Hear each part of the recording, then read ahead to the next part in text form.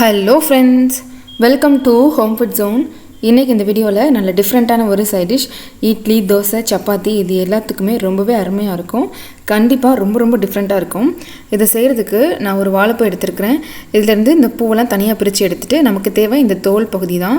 இதை நல்லா சுத்தமாக வாஷ் பண்ணிவிட்டு 2 கப் அளவுக்கு இருக்கிற மாதிரி கட் பண்ணி எடுத்துக்கோங்க. இப்போது ஒரு பாத்திரத்தில் ஒரு 4-5 கப் தண்ணி ஊற்றி சூடு பண்ணிக்கோங்க. இதில் ஒரு 1/4 டீஸ்பூன் மஞ்சள் தூள் சேர்த்து தண்ணி கொதிக்க ஆரம்பித்ததும் நம்ம கட் பண்ணி எடுத்துருக்கிற அந்த தோலை உள்ளே சேர்த்துக்கலாம். ஹை ஃப்ளேம்லேயே வச்சு ஒரு 5 நிமிஷம் நல்லா கொதிக்கட்டும். அதிலே இந்த தோல் நல்லா நமக்கு வெந்து வந்துடும். இப்போ நல்லா கொதித்து வந்துட்டுருக்கு.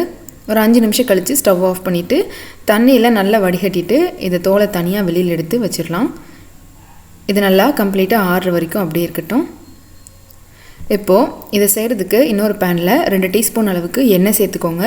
எண்ணெய் சூடானதும் 2 டேபிள் ஸ்பூன் உளுந்து, 2 டேபிள் ஸ்பூன் கடலைப்பருப்பு சேர்த்துட்டு லேசாக செவந்து வர வரைக்கும் வறுத்து எடுத்துக்கோங்க.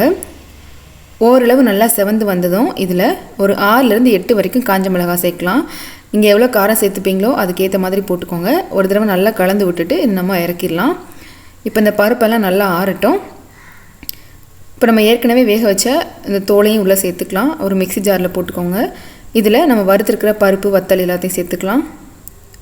இது கூட 1 கப் அளவுக்கு தேங்காய் துருவி சேர்த்துக்கோங்க. 1 டீஸ்பூன் அளவு இருக்கிற மாதிரி புளி எடுத்துக்கோங்க.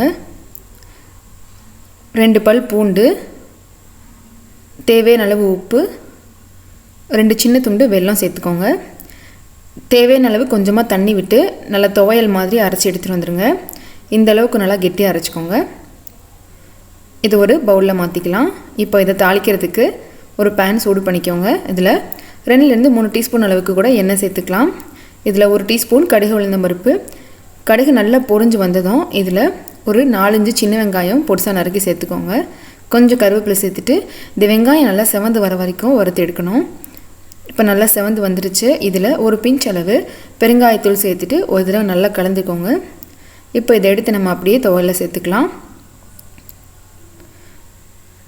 நல்லா கலந்து விட்டுக்கோங்க. அவ்வளோதான், நல்ல டிஃப்ரெண்ட்டான ஒரு துவையல் ரெசிபி. ரொம்பவே வித்தியாசமாக ரொம்பவும் டேஸ்ட்டாக இருக்கும். கண்டிப்பாக இதே மாதிரியே நீங்கள் செஞ்சு பாருங்கள். இந்த ரெசிபி உங்களுக்கு பிடிச்சிருந்ததுன்னா லைக் பண்ணுங்கள், ஷேர் பண்ணுங்கள், கமெண்ட் பண்ணுங்கள். கண்டிப்பாக ஹோம் ஃபுட் ஜோனுக்கு சப்ஸ்கிரைப் பண்ண மறக்காதீங்க. இதே போல் நான் நல்ல ரெசிபியோட நாளைக்கு உங்களை மீட் பண்ணுறேன். அது வரைக்கும் பாய்.